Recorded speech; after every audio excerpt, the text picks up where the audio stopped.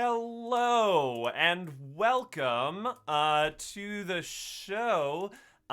We've got Good morning. good morning to those of you who are in the morning state of mind. Morning Oh, is so for not some me. morning is for As if some you're people a ever. state of mind, and for others it is a discrete time of day. But Yep. yes. We have our dear friend Cryowind on the show today. Goodness Whoa. gracious. It is a pleasure, man. I think we were talking about it on the stream last week where we were like it is absolutely wild that we hadn't goodness. had you on the show yet. Yes. I 'Cause thought so too. we were sitting there in the call. We're like, this is a fun like back and forth that we're doing in our like prep for the one corporate game, and then we're like, wait a minute. Like, I think somewhere in my head it was like we interact so often for like corporate games and stuff Yeah. that it hadn't occurred to me that you hadn't been on the show yet. Yeah. Like I was already part of the crowd, but I hadn't yeah, gone through the initiation process. Exactly. Right? Yeah, it was just like that. Hello there, Crimson Rockstar. Hello, Always a lovely everybody. thing to see you. Yeah, We've got Cryowind Games on today. Cryo Howdy. for short. And we're so excited to bring his particular brand of chaos to you. We're also very excited because you wild hooligans out there on the internet got us just over the finish line of 150 followers. Which You means did. we're gonna do a one shot. We're at gonna some do a point. thing. We're gonna do a thing. Two things actually. One. Two things because we stupidly Promised made a thing. made two different promises and had them Documented up on the at internet. the same time. Yeah. So we will be doing the one shot at some point with our with some of our subscribers. And then we also on this upcoming Thursday we'll be doing our what is the bit called? It's called Hash It Out. Hash It Out. We'll be doing and the Hash It Out game. Yeah. And by popular demand, we will have puppets acting out the two different sides of the argument. Yeah. Because Hash It Out is a wonderful it bit is that awesome. we've only ever done once, but people loved it. Where we essentially we adjudicate some D&D argument from Reddit, of which there's only 40 trillion. But Slim pickings. yeah, we adjudicate it, and Hunter does the puppets and the props, and Exactly. I kind of act as the narrator. So, hey, C17R, we'll go ahead, back up the stream 8 minutes just for you here, bud. C17R, before we even started, Paul was like, you know what I miss? Seeing true. C17R jump into the chat right at the beginning. It hasn't Confirmed. been a while. It's like right It at the wasn't- beginning, Paul was Yeah. like, I'm gonna start attacking our It wasn't an viewers." attack. It was mostly like a, I missed that. You know, like a longing for days Yeah. of yore. You know, You miss the good old days where it was literally just C17R and Davy Jones sitting in the stream, and that was the only people that were there. It it's is, okay, bud. It's okay. yeah. You get to Hey. take a vacation. Yeah, C17R, you don't have to apologize for not watching this dumb show. Yeah. But If now that that you was are the watching case- this, yeah, I would have to apologize to a lot of people for not watching their shows. we Morgan, would have actually you- like you have to you start never, apologizing. Have you never now. watched the show? Yeah. Me seeing myself on the Twitch here is literally the first time I've seen the show. I don't watch any shows that I'm I've not on. I've never been so Cryowind. offended. Yeah. That's a pretty high Yep. bar. Like, Mhm, did you have to guest on Mad Men before you would watch it? Once or twice, yeah. I mean, Yeah. you know, I You're in the follow background. Yeah, it's like following the Johnny Depp method. I don't watch the things that like. It's like the reverse of Johnny Depp. He doesn't watch movies he's in, and I don't watch things that I'm not in. Yeah, absolutely, absolutely. So yeah, but Cryowind is a wonderful, wonderful close personal friend of the show. Cryo, would you go ahead and tell the good people kind of like what it is you do, introduce them to yourself, because while we know who you are, they might not. What do you do? Yeah, hi there, guys. So in the real world, I'm a product manager for technology companies. It means I'm really good at dealing with herding cats. That skill set applies directly to being a dungeon master as well. Uh, I'm a dungeon master on Start Playing Games, and I run specifically, and that's why I have this background. My best known game is in the Theros campaign. I've been running it for just about a year, and I've been a DM for 13, 14 years now. About a year ago is when I picked up being a professional dungeon master. Uh, I auditioned for one other person, like while I was in the waiting process, I was like, you know what, I'm gonna make this happen anyways, because like I don't think I'm getting it with this guy, but like there's gotta be a way that I can do this regardless of if I get this job. And did a little research, found Start Playing Games, and have been doing it ever since. I run my games on Foundry VTT. I am a hyper story based, and I am a massive nerd for characters and story arcs. And so I run Dungeons and Dragons games, and it's almost all story driven. Yeah. That's my go-to. That's my cup of tea. That's awesome. Yeah. So when you say hyper story based, does that mean that you kill your players at least once per campaign or more? So I have never successfully killed a player. I have come extremely close several times, and it's not for lack of trying. But yeah, your use of the term successfully makes me feel like you've tried a lot. Oh, sincerely tried. Yes. I mean, if you're running Theros, Theros is brutal. Yeah, Theros is brutal, and also sometimes you're God, right? Yeah, like, sometimes I pull monsters from Theros just to make my players cry. Oh yeah, there's the Iron Scale Hydra is a fun one. Get up in there. I sent my players up against they heard rumors of a Hydra, and they were like, oh, we can take on a Hydra, and they went out there and it was an Iron Scale Hydra. Oh, that's bad. And they were not prepared. You want to know a good pairing there? Iron Scale Hydra plus Clay Golems, because Clay Golems regenerate health if they take acid damage. And so I have a group that's just like every week I run them in a battle royale, some like grand set piece combat every single week, and they like make new characters every week, and it's just good combat practice for me as a DM. And like right now I'm building out a combat for them where they're fighting an Iron Scale Hydra in its lair, which is just like a room with giant pools of acid that it can swim through because it can breathe underwater, and it has immunity to acid damage. Nice. And there's clay golems in the room as well that occasionally will just like, well, I took a bunch of damage. Looks like it's time for an acid bath. And so they're having an interesting. I'm expecting they'll have an interesting time once they figure out like everything in this room can regenerate health by just jumping into the acid pool. What do you do? So yeah, that's fantastic. I am definitely not taking notes on any of this if my players are watching. Just so we're all very clear on that. Oh, absolutely. Yeah. We had a game we played a few weeks back where it was just like, how can we optimize a battle to make players sad? And it what the fuck was that?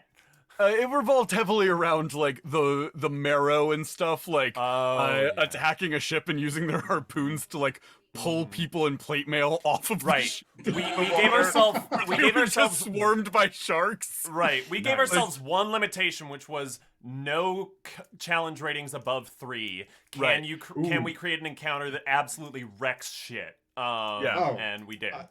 I have the winner there that was also discovered in my Theros campaign on accident. I borrowed from Baldur's Gate, Descent into Avernus a little bit. My favorite quarter challenge rating monster has become the Bone Whelk. The Bone Whelk is so good. If you don't know what that is, Bone Whelks are these snails that have or they're slugs that have a shell of bones because they've been rolling around on them like a dog does a dead fish. And now wait, hold on. Please explain that analogy, because what do you do with dogs? Cryo, you've never seen a dog roll around in like dead fish? No, that is absolutely a thing. Where do you live / work? What are you doing with dogs? Well, my dogs are usually behind me. I don't give them access to fish like that, so it's not a problem in my house. But literally been in. Is this a known fact about dogs?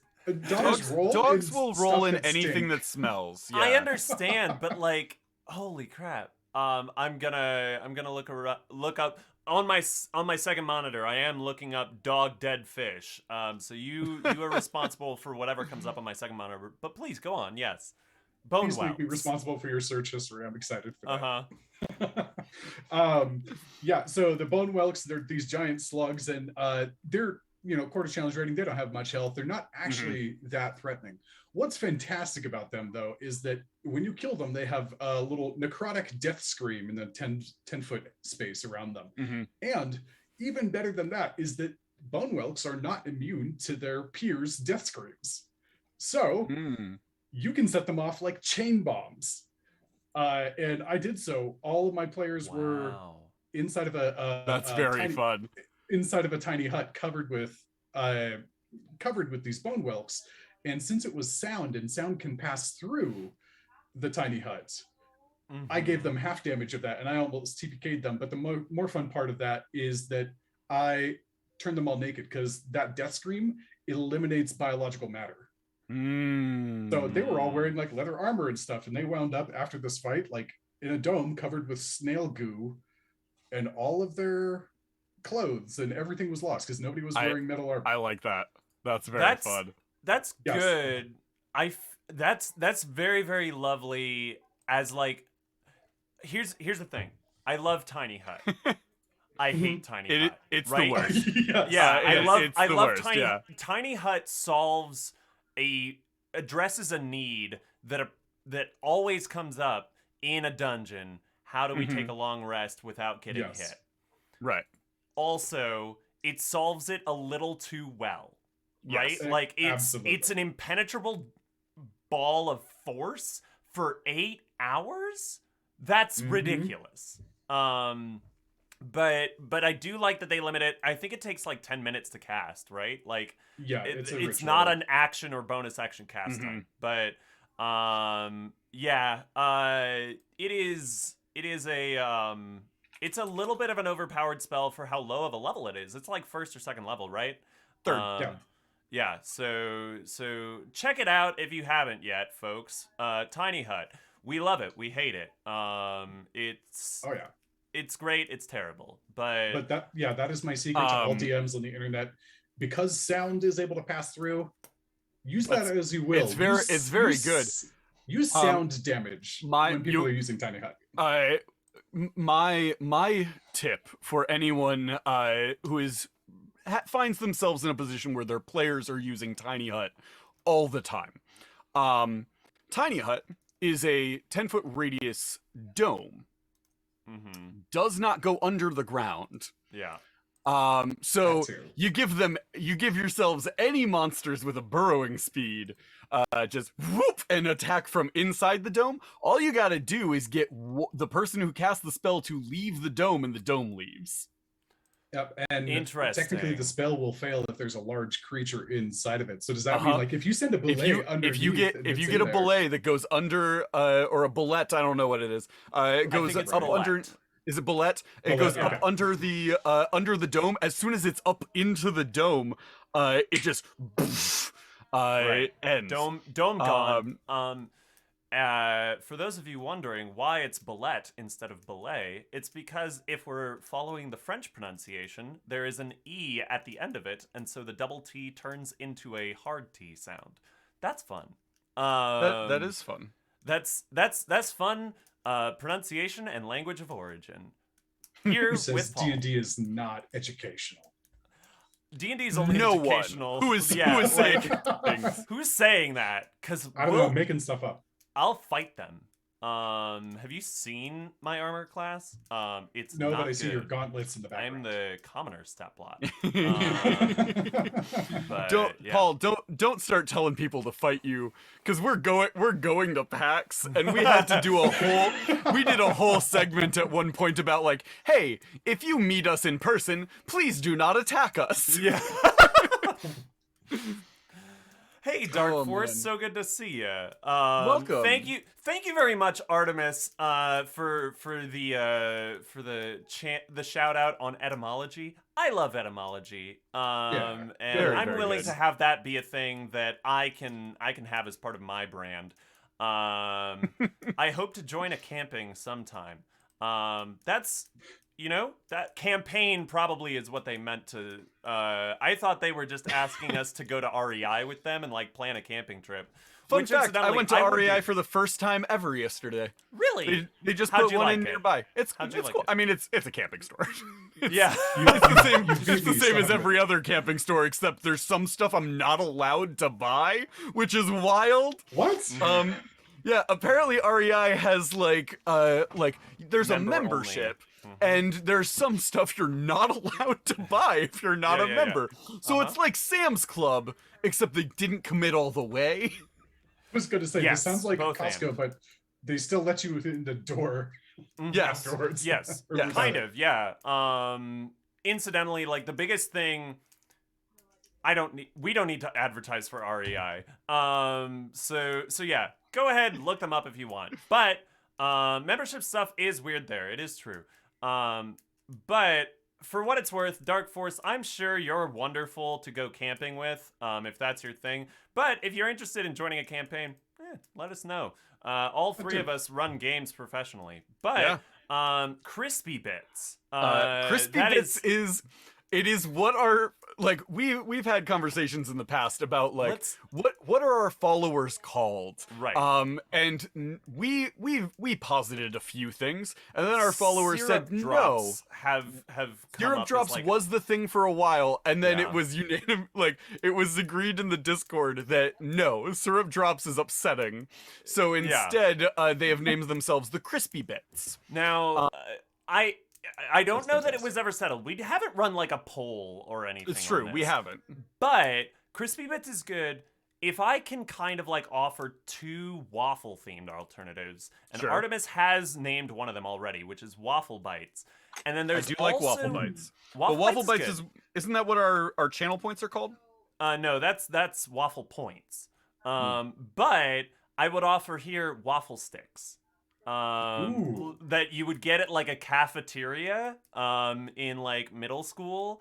I loved those.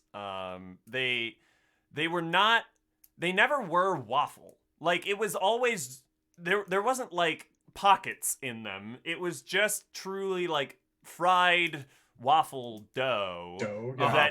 that you then like poured syrup over. And we called them waffle sticks because we loved them and we didn't know what else to call them. But that is a very fond memory for me. Does waffle sticks hit good for you, Cryo? That does hit pretty good. I remember them, and now that I'm thinking about it, it's been well over a decade since I've had any. But as I'm thinking about them, I'm like, as an adult, I could go and buy them. They Yeah. would never taste as good as No. when they were like served up from a No. cafeteria. Oh, That was absolutely. like Yeah, it was like absolutely a not. small treasure. Even though the cooking process was probably worse than what I could do now, French but they toast tasted sticks. better. French toast sticks may well have been what they were called. Yeah, you are. I was gonna say I'm fairly certain you're thinking of French I'm toast. thinking of French toast sticks, and I did fuck can't. up. I can't imagine a waffle stick. It is But possibly wait, the could weirdest you now? combination ever. No, I refuse. Okay. It's just a French toast stick like stamped with a waffle pattern. That's it. And then Uh-huh. you're good. Yeah. You. It doesn't. Now we it could doesn't do even this. have We could like do the this. boxes in it. It's just a Yeah. rolled-on pattern. It's just like a screen printed waffle pattern over a French toast stick. Yeah. Okay. Cool. Yeah. If that doesn't exist yet, we're gonna get a TM on that for sure. Yeah, Yes. absolutely. Hoopla suggests that they are Ego has this, so we might be a little late to the game here. But I do think that this is like a good thing we should invest in, for sure. So yeah, I like We this. should invest in Ego, is what I'm hearing. We should create a competing company to Eggo Waffles. This sounds like a bad idea. And I agree. I love it. I am anti going to war with Ego. Really? I know that's a bold stance for me to take. I'm gonna take it. Okay. I don't love that, but you know what? Like we made an agreement that all business decisions needed to be unanimous. So We made an agreement that if we ever wanted to go to war with a large brand, we needed a unanimous decision. That's this. It's for this very reason. it truly is like they're at Warlocks and Waffles headquarters because we're both in one studio together. Yes. There's like a nuclear option like desk with 2 keyholes in it, and both Hunter and I have a key, but like we're on a bit of a budget, so we only were able to get 1 key made. So it's just 2 copies of the same key. Like either one of us could open up the war button thing, but we're a little lazy. So yeah. If anybody has a 3D printer, please send them a copy of their key, just so that they can go to war. If anyone would like to design us 2 halves of 1 key that looks like it's made out of a waffle texture, and send 1 half to me and 1 half to Paul, so we have to connect them to activate our brand war button.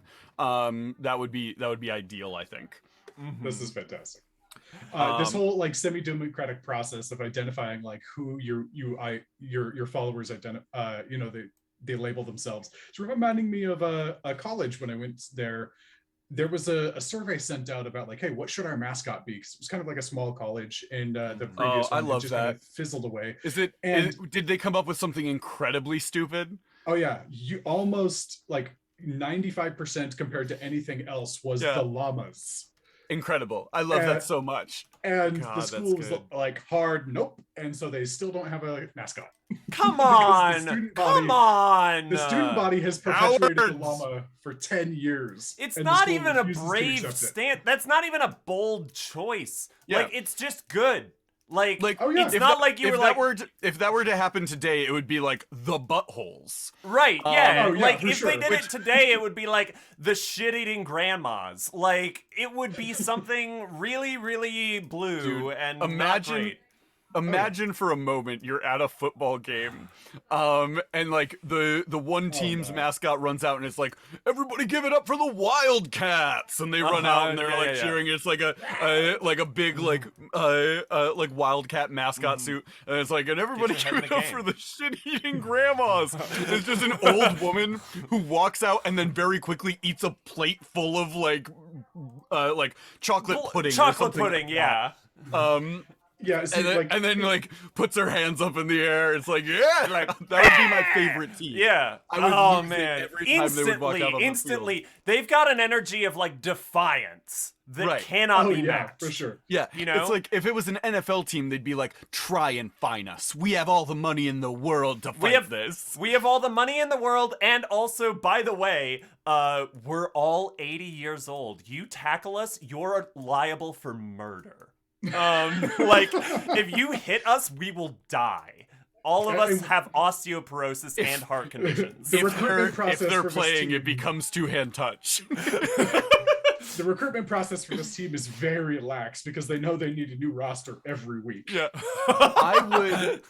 I would watch the. It's too close to Jerry Jones out of- Cowboy Land. Does anyone get that reference? I don't get it, Not but I even want close. to. I would watch the shit out of just regular NFL players playing flag football. Yeah. Right. And if they tackle, it's like yellow cards all over. In the regular stadium, they're still like in their full football gear, but they have 2 little flags hanging off of their belt, and you have to grab it in order to get them out. Mm-hmm. Yeah. That's so good. God, that's good. How was your guys' weekend? Did you have a fun weekend? I had a great weekend.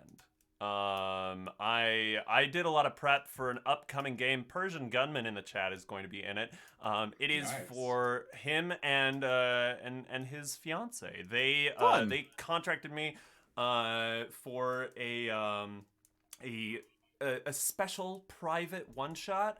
Adorable. Their only I request. love cute little one shots. Oh yeah, that it be wedding That's awesome. themed. Adorable. Oh, that's And cool. I'm so cute. very, very, very, very excited. I That's can't very obviously cute. since he's watching. I can't. Persian Gunman, can you? Because this is extremely cute, and I do want to talk about it on stream. You can listen if you want, but I would recommend if you want the shock value, because like I'm But I not would gonna give recommend- away anything. I would but- recommend to not to. Yeah.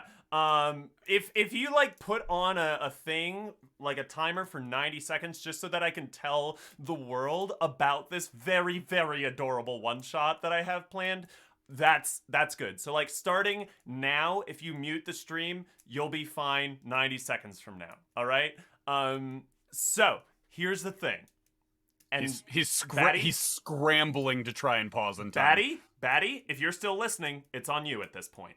Yeah, It's hasn't wedding- hasn't put anything in the chat. Hasn't put So anything in the chat. I'm assuming that he has just violently thrown his computer away Yeah. to avoid these It spoilers. is now So- embedded in the wall. I've stalled for as long as I can to Yeah, give him as we've much time as stalled possible. for as long as we can. Batty, at this point, like, sorry. Don't worry. I'm not giving anything away plot critical. It's just the general, like, premise, which is I am going to have them, because they're building 5th level characters. Uh-huh. And what they don't know yet is that, yes, they're going to be guests at a wedding. In fact, they're going to be the maid of honor and the best man at the wedding. Here's the twist. It is their own wedding. The people who are getting married will have the same names as they do in real life. And so they will be their nice. own best man and maid of honor. And there is something quite foul that will be going on at the wedding. And as the best man and maid of honor, they need to put out the fires and like solve this problem before the bride and groom kind of like get stressed about it and notice. Like they have to take care of this somewhat like quietly in the background. And quickly if they can, and save the day. So like it's them saving their own wedding. That's very fun. I like that a lot. Yeah, I Okay. think it's gonna be like Are- really lovely. Are you done That's talking adorable. about it? I am done. Okay. I have put a message into the chat to let him know that he can return. Absolutely, yeah. Excellent. That is very fun. Mhm. Cryo, what did you do this weekend? Yeah. Sure. So, kind of similarly, a while ago, I was conscripted to run a private one shot. Scripted. Yes, that is the word of choice for the day. And it was for a guy's surprise birthday party.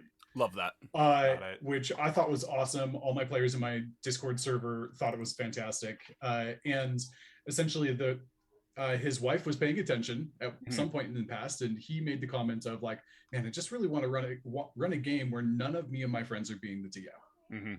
And so she surprised him with me. I ran a game for them where they all just got to play it together. That's awesome. And so it was pretty great. However, I learned a lot. If I ever do that again, everybody's going to be in different houses because Yeah, Zoom in the it's rough when you're all in one location. in the same room. It was a little bit brutal, but Yeah. everybody on Zoom, everybody on Foundry, and Mhm. then on top of that, all pushing on the internet boundaries. that Yeah, they yeah. had. They had a massive rainstorm 30 minutes Oh. after we started, so Oh, there did was it go a out? lot of debugging. Oh, Yeah. constantly. I had a game recently where all of them were sitting in one room, and they were like having like I could tell they were really great like role play interactions between Yeah. their characters. I couldn't hear anything they were saying because they were like talking quietly to each other, and it's like that's great. You're not facing the microphone because the microphone is down at the Yes. other end of the table, and I cannot hear you. So this is a great little segment for any of you who are considering having a game where all of the players are in one location, it's annoying. It's annoying, and please and it thank is you, get a studio quality mic. Yeah, just like it makes a world of difference. microphone, or find a GM who is like in your local area and have them come in person as well. That is great. Yeah. You will get a better game out of the GM if they can understand what you're talking. The number of times that I have to be like, what was that? I can't. What? Say that again. I can't. I don't know what's going. I'm sorry, guys. I can't understand when you're all talking at once. If this was painful to listen to him do this for the last 6 seconds, imagine an entire session of it. Oh God, it's frustrating. But I would do it for each and every one of you because I love all of you. Exactly. Dude. I did have an interesting moment, but where... the cost goes up. For sure. The cost, they do go up. Yeah, the monies, I needs more of them. There was a threshold for pain, and I did have this interesting moment that I've never experienced before. Is that all the players muted me and conspired against the final boss? Like, they planned without me being able to listen into it. That was kind of fun. That is fun. I do like that. I had a group once request that I leave the Discord channel so that they could conspire against me, and so I left for like 20 minutes, and then they were like, okay, you can come back, and I came back and they were like, okay, we're ready. And I was like, okay, cool, let's do this. It was a very, very fun fight. If anyone wants to do that with me in the future, kick me out of my own Discord channel. I'll just go make a sandwich and be happy about it, and then I'll come back. Hey, if any of my players are listening, if there's ever a time where you're like, we would love to just have a conversation amongst ourselves without you being able to hear, just suggest it. Let me know how long you need. I probably have needed a bathroom break for the last hour and a half. So feel free. It's way easier for a player to get up and leave the table and go get a bathroom break than it is for the GM, because the GM, if the GM needs a bathroom break, the game stops, and so there's a level of pressure there. Yeah. It is a thing that happens from time to time. I try not to make like a habit of it, right? Like of like creating moments where like I'm not doing anything. Because like at a certain level it does begin to sound a little skeezy. Sure. Yeah, so it's like a self-help book where half the pages are just blank and you fill them in yourself. And it's like it's a self-help book and you buy it, it's just a journal. Yep. I do have one group that like really enjoys having like role play amongst themselves. Really? And like they really enjoy having those moments. So like I would say probably an hour of every session, not like all at once, but like probably an hour of time in every session is spent with them just interacting with each other. And that's super fun for me to like listen to and react to and stuff. But what I've gotten really good at is listening into those conversations and pulling elements from those conversations to then bring back in later sections.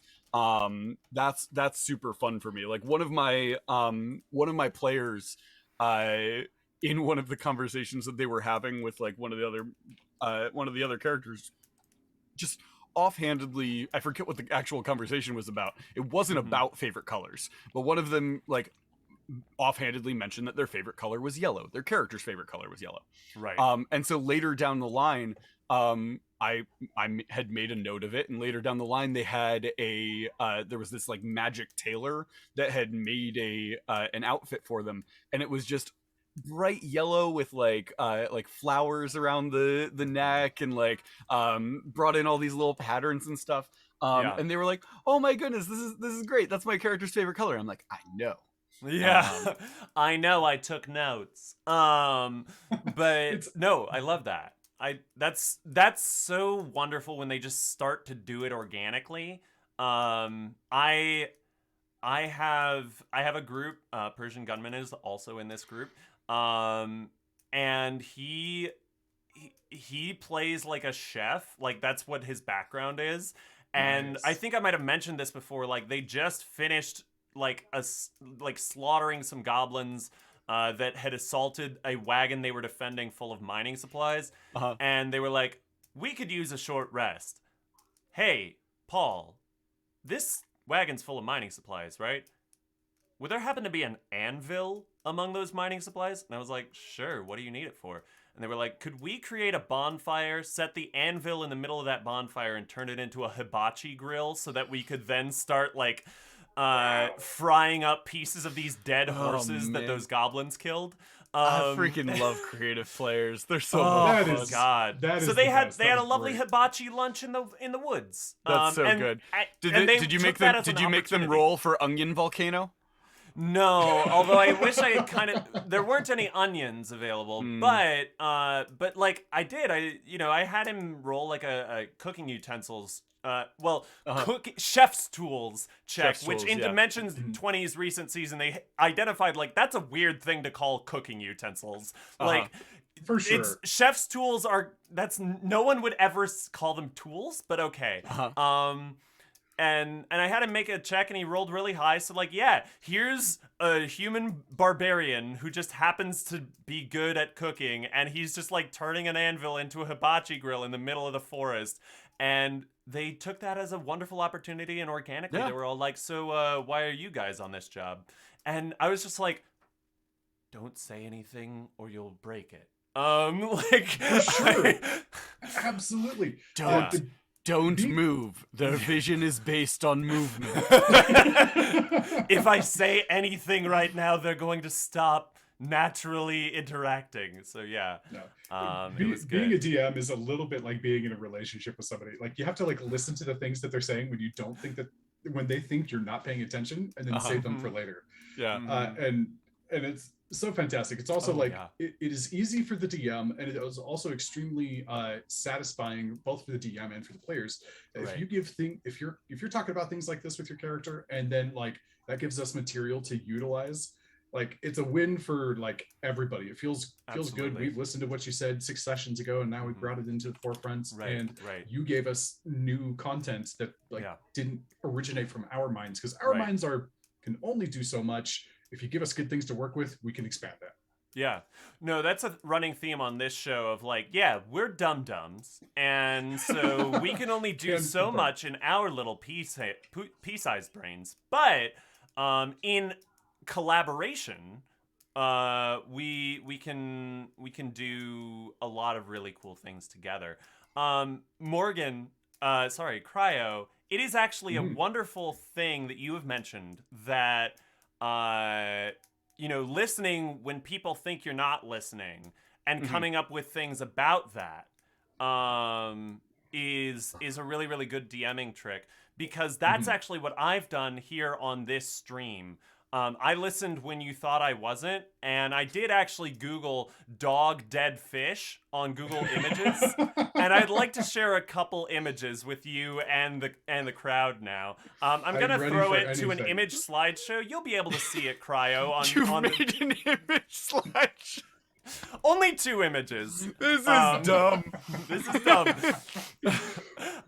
Only the 2 images that hit me as most comedy valuable. So you'll see it at a 5-second delay, but do have Twitch up for this. And they'll be able to hear you as well as we switch to this.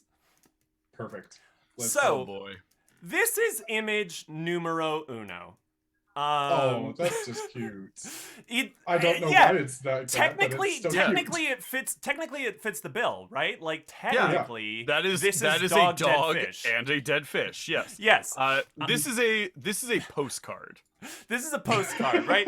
This is a pass-fail grade class assignment. Where like technically, Oh, for sure. you found an image of a dog and then you put some clip art of a dead fish on it. Right. So this barely meets qualifications. Yeah, this is the postcard you send when you were watching somebody's pet while they were on vacation. And it's either, no, I'm going to combine the 2 thoughts I just had. It's like, hey, I'm sorry, your fish and your dog died because I accidentally let your dog eat your fish and then he choked on it. And by the way, you're in Belarus, and I thought you should know via postcard. Yeah. You're in And then by the Belarus, time and so they get this it, won't arrive by the they're time you're back. home. Yeah. Yeah. No, you Exactly. mailed it to their house, so it was there when they got back. Just in this stack of mail. Yeah, Oh, if they, that's so much worse. hey, They walk in, their fish and their dog are not there, but there is a postcard. It explains there is a everything. postcard. This might be, hey, Cryo, you might not be the best dog sitter. If this is your idea of like the timeliness of when to inform someone that their dog has died while you are watching the dog, it is not. If you're house sitting, What you're is like, the well, the second dog image? is dead. Yeah, the second image is this, which has a dog. But Okay. I'd like you to tell me what you think this image, because this image is from a website that has like an article about dogs. What do you think the article's about? I see life with pets on the in the bottom right hand corner. Yeah. She looks unhappy about the lick. Yeah. I am guessing that this is an article about the dog's breath smelling like dead fish and how to fix it. Very well done. Point of inspiration for you, Hunter. Thank yes, you. My, that is my exactly investigation check is very high. Yes, it is. Yeah. And it's not. It's not. It's even, also.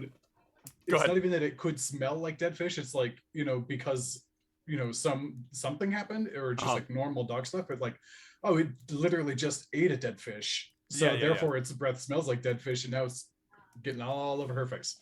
My dog always smells. He just rolls in any bad smell he can find out in the yard. It's disgusting. Yep. Lake Michigan. My mom's Shorky. He rolled around, and she and I were like, haha, he's gonna have to sit on Dad's lap. And then we all got in the car, and then immediately got out of the car. It was intensely bad. Davy Jones in the chat would like us all to know that your dog licked him, and expect a call from his lawyer, who happens to be a fish. So Well, I think we've covered dog dead fish. This has been a profile on dog dead fish here at Warlocks and Waffles. Unrelated to the beer that's all. company. Yes. That was possibly our weirdest segment ever. And I'm not sure where to go from there. I'm happy to supply content. So like I'm going to very quickly transition into hey, did you hear about any cool Kickstarters coming up? My smoothest transition ever.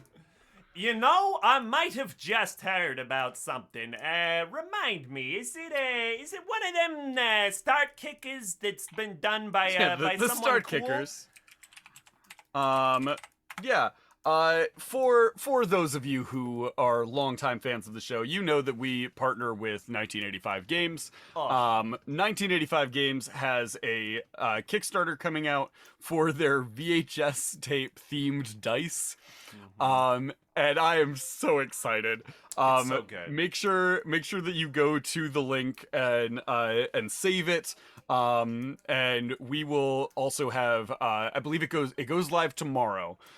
So come Thursday we will also have a special link to send directly to their Kickstarter for us. But yeah, I'm very excited. These are very, very pretty.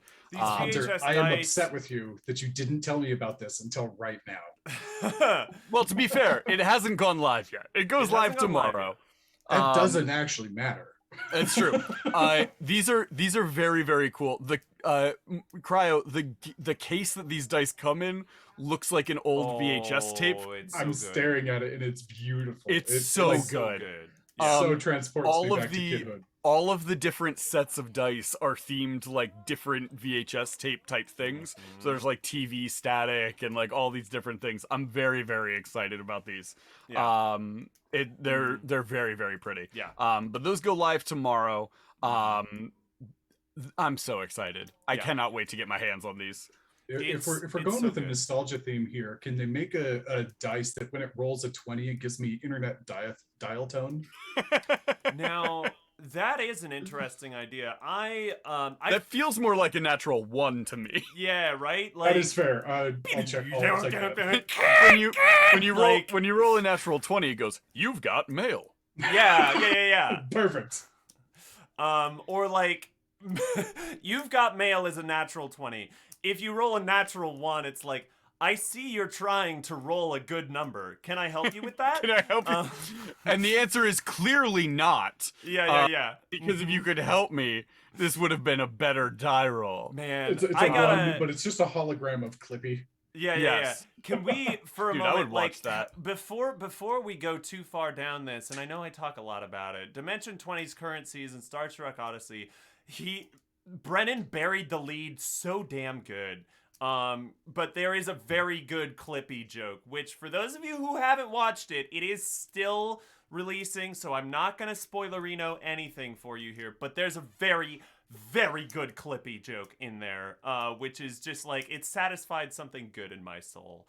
From the olden times. And I just gotta say, like, sure, fine. I'm here for like their Microsoft's AI assistant is Cortana. All right, fine.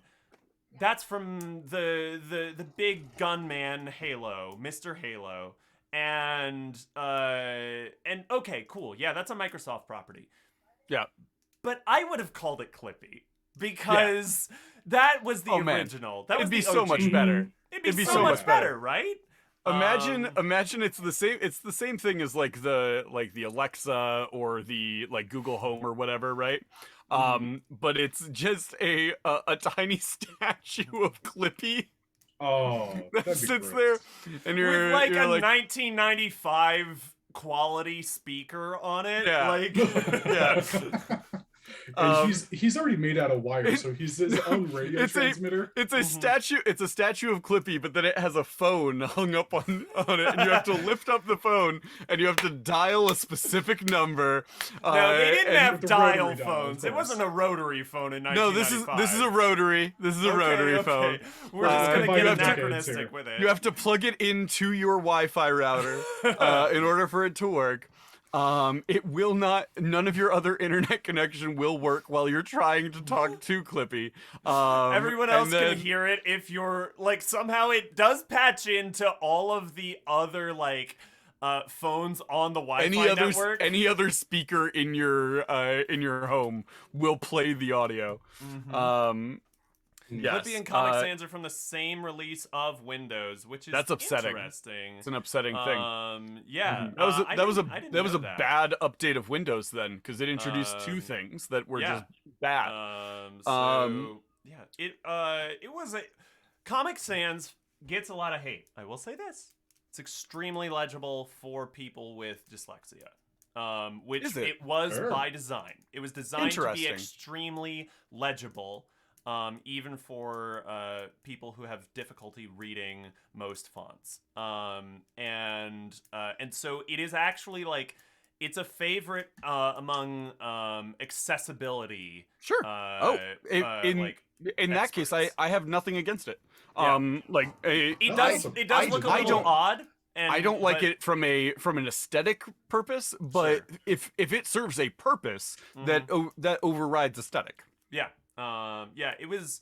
I don't remember exactly why it was chosen to look a little goofy, but in its defense, comics, like comic strips, often have very small point font, and it really does help to put it in Comic Sans because Comic Sans is very legible at almost every font size. Nice. Yeah, So lots yeah, of white as opposed space to in like there. Impact, which is fucking impossible. So yeah. That's another fun fact about typefaces from your friend Paul. Yeah. I'm gonna goes to give that fun fact to Joel because he did instantiate he it. excited it. This was an alley oop. I think This is a collaborative fun fact. And this is Joel, you get 1 point of half fun fact points. Which is definitely taking me back to whose line is it anyways? Like where everything's made up and points don't matter. The points don't matter. You're right. Dude, can I we talk loved about that show so It much. was so Yeah, good. yeah. So Whose line is good. fucking great. Yes. Can we talk about kind of like the idea of the points don't matter in D&D? Like if you can divorce, like I know we've said it on this show, like if you can separate in your mind the ideas, one, I care about this character and their well-being, and two, the game is all imaginary and it doesn't matter. If you can hold these two in your mind, for those of you who are fans of the series, like in what is it, Patrick Rothfuss's King Killer Chronicles, Alar, just like dividing your mind in two and holding two opposing ideas at the same time, you can, I think, have more fun, because you will be able to engage with it at the level of like professional improv players. Sure. Because you are able to quick grab onto the thing that someone else is instantiating and also release it as soon as it stops being fun. Well, and it's one of the things that I really appreciate about Liam O'Brien from Critical Role is that like he is well known for being like he'll make a choice and people will give him a hard time about it, and he'll be like, it's a game. Like I made the choice that is best for my character or best for this moment in the game. Even though it's not a mechanically optimized choice. No. Yeah. Because it's a game and it'll be more fun if we do it this way. Absolutely. I appreciate the shit out of that. Yeah, likewise. One of my favorite moments, and like I've as a DM, I take inspiration from him as a player, and I put some of that stuff into my NPCs. But there's a very distinct moment in Critical Role Season 2. I'm not going to spoil anything, but he's playing a wizard. Is the one where Snape kills Dumbledore? Yeah, that one.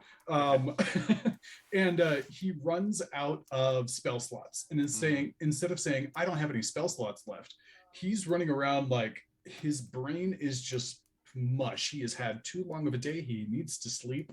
And he's just like, what? And like he plays it off like he just can't even anymore. He plays it very well versus the the people who are like, if you have one hit point, you're at your full. Yeah.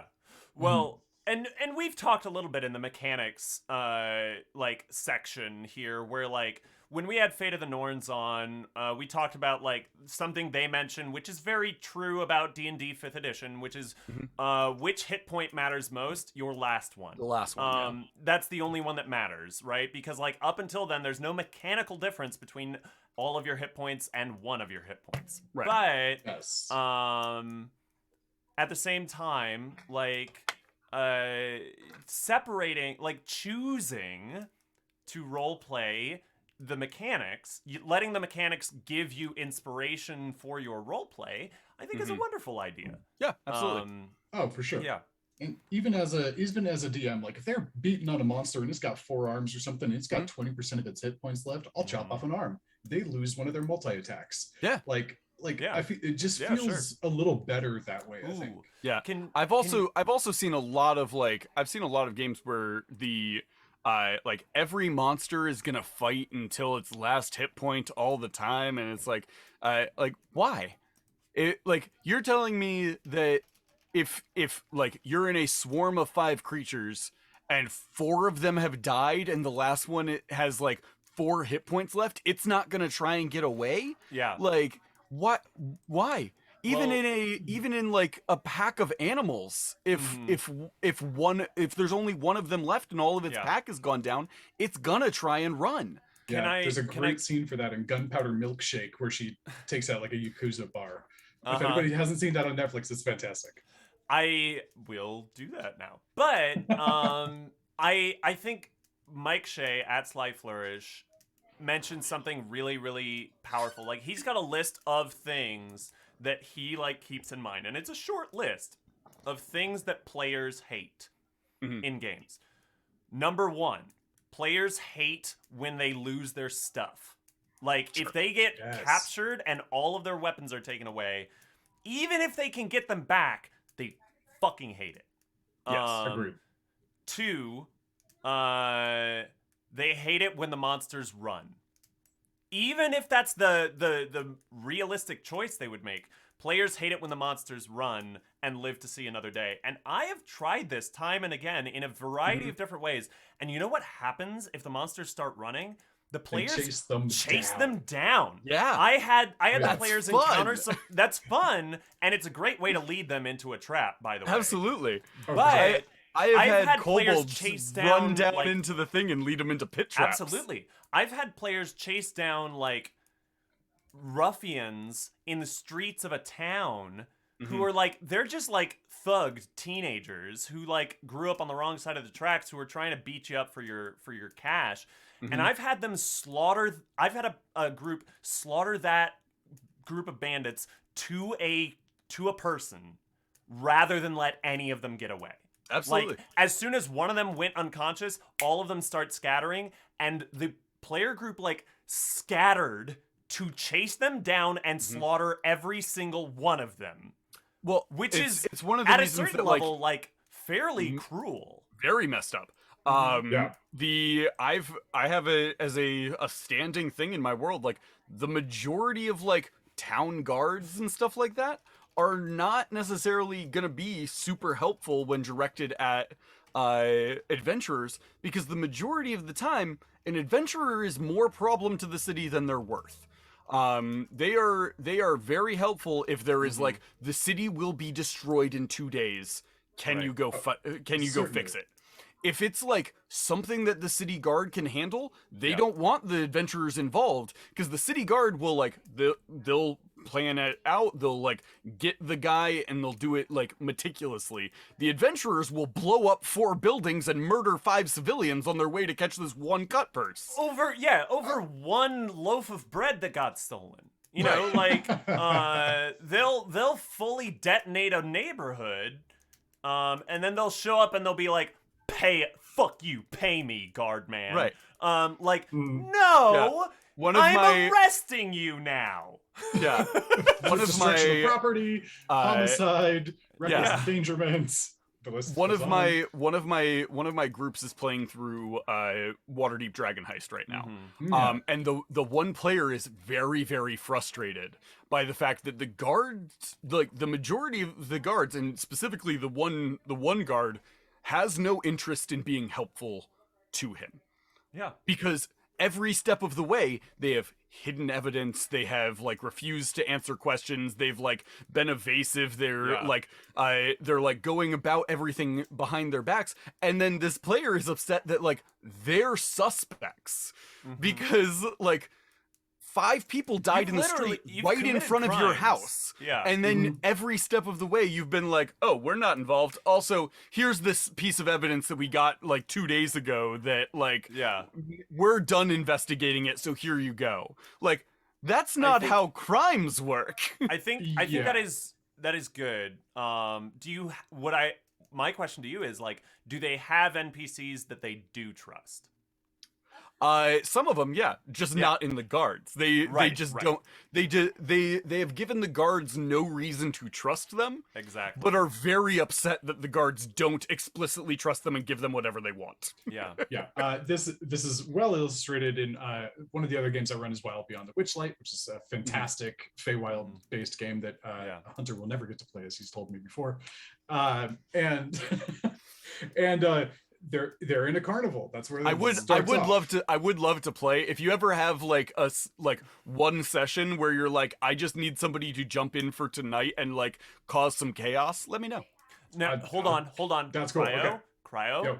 full disclosure, because Hunter is omitting an important piece of the puzzle here, which is the reason he can't choose to run Wild Beyond the Witchlight is that he himself is a Fey creature and he cannot misrepresent the Fey.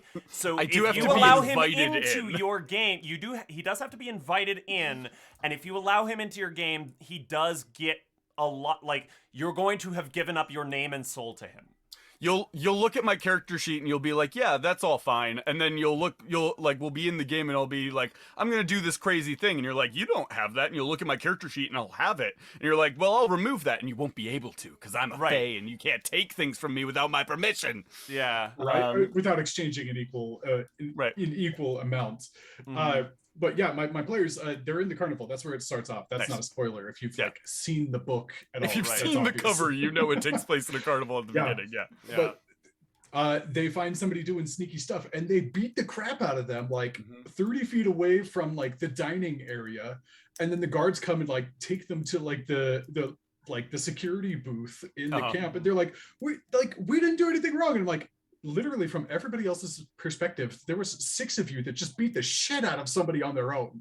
Like that looks like a gang hit. Right. Yeah. It does. And like this is where like there's a wonderful kind of like idea of like failing by degrees, right? Like the guards do not in that instance come over and murder your party, right? They like they apprehend the party, they like give them a chance to explain themselves, but like give them kind of like a slap on the wrist here. There's an example scenario that I've definitely kind of like botched before, but like once I had it explained to me, it made a lot more sense. Of like your players are like trying to sneak into a fortress and they kill one of the guards on the way in. And then they learn that the guards are actually the good guys trying to protect something in this fortress from the hands of evil. And the guards are now aware that that the party has killed one of the guard members. Right. Yeah, you just killed the police officer. Should logically then treat the party as hostile. Yes, but, because they are. But an alternative option is to have the guards say, okay, look, and this isn't realistic, but it does create an opportunity for the party to change course. The guard captain can say, we understand there was a misunderstanding, we're not happy about it, and there will be a fine, but you are too powerful for us to not see you as a potential asset in what we need to accomplish here. Something like that gives them an opportunity to kind of course correct. They're letting them go on work release. Well, kind of, but like your community service hours. Yeah. Otherwise, you are committing by having the world reinforce that they are chaotic and evil. You are committing them down a path that, because the only reasonable response if the rest of the guards come out guns blazing is now we have to slaughter all of the guards, even if they're good people. And so don't, it was a really good lesson to me of like, just because, they fucked up, give them an opportunity to make amends and to course correct so that you're not constantly telling them like, hey, but like, you made the choice. Like, realistically, if the guards come at them with swords drawn, they don't have a choice there, you know? Sure. Yeah, there's a tipping point. Yeah, I had a game, Cryo, very similar, where like there was a suspicious person and the party murdered them because he was suspicious and like murdered him. They were arrested. They were brought in. They were captured by the guards. They were brought in. They went all the way to like they were very on board. They were like, this is very fun. We're into this like whole court system game. So they were brought before a judge and stuff and like told to plead their case. And their defense was like, well, this person was very suspicious, and we tried to like stop them and they wouldn't stop, so we killed them. And the judge was like, okay, so suspicious people should be like, it's okay for suspicious people to just be deleted. Like you just like they can be, we can execute suspicious people then. Is that what you're saying? And the party was basically like, yeah, if they're a suspicious person, they can't be trusted, they should be executed. And the judge goes, excellent, I sentence all of you to death. You're all very suspicious. You were sneaking around outside. You murdered a person. Like, that's super suspicious. All sentenced to death, and like had them all locked up. And then like the like terror of like, do we have to make all new characters now? Was very, very fun, and I let them like explore inside the jail for a few days before like somebody from the court system, very similar to what Paul was saying, basically came to them and was like, listen, you've been sentenced to death. I agree that is the correct course of action. However, we have this other thing that we need your set of skills for. And basically gave him the option to be in like a suicide squad. And was like, if you succeed on it, we will let you go. We'll remember, we won't forget, but we will forgive, and you can leave. It was a very fun, like, that was in like 2 sessions in was the beginning of that whole thing. And it went on to be a very long game that was a lot of fun. If anybody knows Jim Butcher, you might get this reference. Like, I'm still like, your life is in my hands, but I'm going to make sure that it's useful. Like your death will be useful for the people. Right.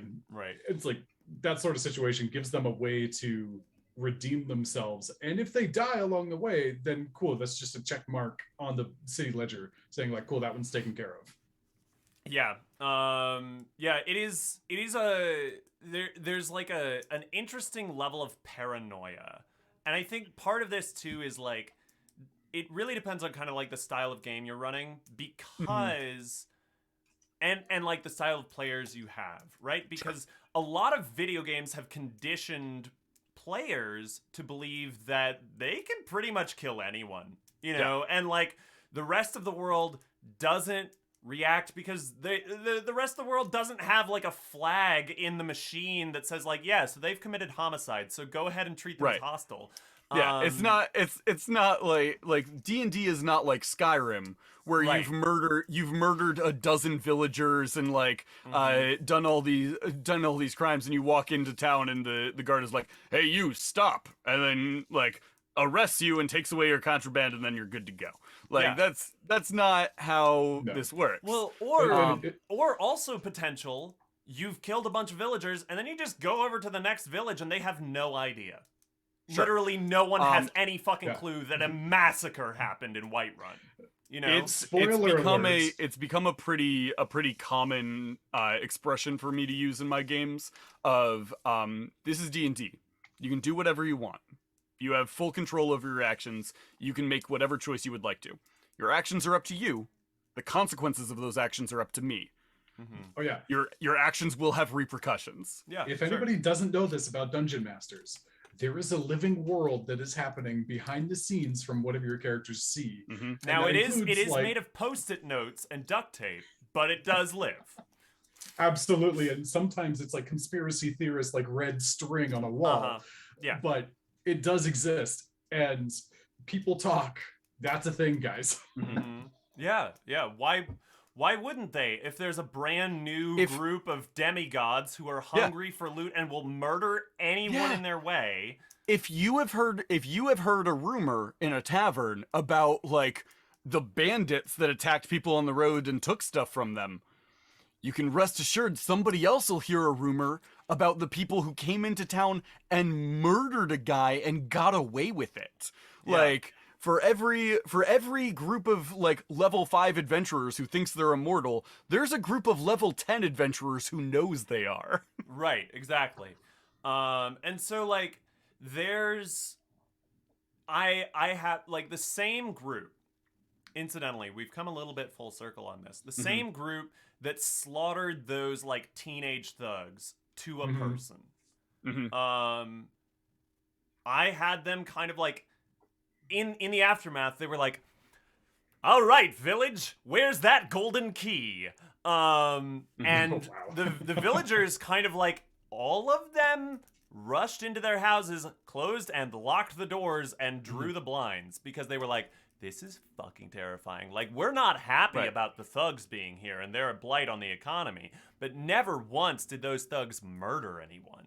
Right. And like, it's like that. It's like that's my uncle's kid over there that you just Right. murdered in the hallway. Like, You like I grew up with that dude. I might not like him, but Yeah. like I had a connection to him, and now I you don't just know murdered you him, at and now you all. want my help. Yeah. Yeah. Especially when people come in and they're like, okay, well, we held up our end of the bargain. It's like, did you? What You bargain? You came in and murdered people and then demanded coin. No Right. one asked you That's, to do this. You know what that's called? Extortion. But also, what You happened? need our protection now. There is kind of a silver lining to this story, which is they were like, oh, children come from places. And then when they made an assault on kind of like the bandit stronghold, they were like, okay, we have a rule. We don't kill any, like, there are adults at the head of this organization. Mm-hmm. They are fair game. But if we encounter any of the kids, any of the teens, hands off. Non-lethal at worst. Yeah. And you know what? They did an excellent job of it. They just cleared that dungeon, and they did an excellent job. They didn't even harm any of the kids. And they cleared out all of the adults. And you know what? Fucking great. Like, stars across the board. I'm playing in a Tyranny of Dragons game. Thank you, by the way, Archelaus, for following. Yes, thank you. I'm playing in a Tyranny of Dragons game, so I'm like playing, like I actually get to play a character, which is very fun. Yeah. Rare. But my character is like he's very against like criminals and stuff like that, but he's also about like second chances and redemption. Yes. So like at pretty much the start of pretty much every single fight, I have a very high stealth score. I could like sneak around and like shoot from the shadows sort of stuff. Never do that. Pretty much every single fight entails I walk out into the open and I go, hey guys, we really don't want to have this fight with you. It will end with you dead if you choose to continue with this. If you would like to walk away from this right now, we're more than happy to have that happen. Just go ahead and leave. You're more than welcome to. Lay down your weapons. Be gone. We're here to stop whoever's in charge here. So if you would like to turn on them, happy to have you along for the ride. And like it works about half the time of like so the Ted Lasso strategy. Yeah. Okay. Well, cool. his name is Led Tasso. Yeah. But he has a couple of times gotten like the henchmen of the big guy to be like, oh yeah, no, we want no part of whatever this is. This was not what we were hired for. Yeah. We will lay down our arms and step aside. And what he's done a couple of times is like they'll lay down their arms. They're gonna get he stops the big guy, and then he still is going to arrest the other people because they are criminals. They do need to be arrested. But when they get to town, he's gonna be like, he's gonna give like a word in their word for the DA. Yeah, Right. Like Right. talks to whoever he's turning them into and is like, listen, like they got caught up in the wrong crowd. Like they don't want to continue going down this route. They just need a second chance. Yeah. Mm-hmm. And like gets on board with that. Give them an orange vest. Have them pick up trash on the highway. They'll be fine.